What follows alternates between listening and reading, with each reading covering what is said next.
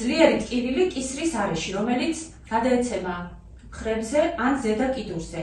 ძლიერი ტკივილი წელის არეში, რომელიც შესაძლებელია გადაეცემა ქვედა კიდურზე. თითების დაბუჟება. ეს სიმპტომები დამახასიათებელია ხერხემლის მალთეშუა დისკის თიაქრისთვის. მალთეშუა დისკი განთავსებულია ხერხემლის ორ მომიჯნავე მალას შორის და მისი ძირითადი ფუნქცია დაიცვას ზურგის ტვინიდან გამომავალი ნერვული ფესვი დაზიანებისგან. სხვადასხვა მიზეზების გამო მალთეშუა დისკის კაფსულა შესაძლებელია დაზიანდეს და შიგთავსი გადმოიღვაროს მომიჯნავე ქსოვილში. ასეთ შემთხვევაში ვითარდება მალთეშუა დისკის თიაქარი. ძალიან ხშირად ძლიერი ტკივილის გამო პაციენტი წყვეტს, რომ გაიკეთოს ოპერაცია, თუმცა ხშირ შემთხვევაში მალთეშუა დისკის თიაქრის მკურნალობა შესაძლებელია უოპერაციოდ.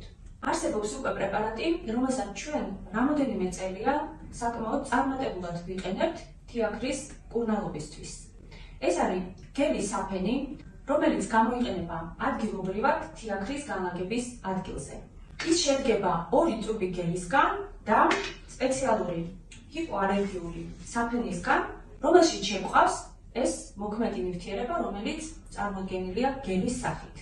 ეს საფენი იკვრება ადგილობრივად თიაქრის განლაგების ადგილზე. პაციენტმა უნდა დაიცვას 24 საათიანი წოლითი რეჟიმი. პრეპარატი შეიწოვება აღწევს თიაქრის განლაგების ადგილს და ამცირებს თანდათანობით ზომაში თიაქარს. პრეპარატის გამოყენების შემდეგ საჭიროებისამებრ ინიშნება ფიზიოთერაპიული პროცედურები.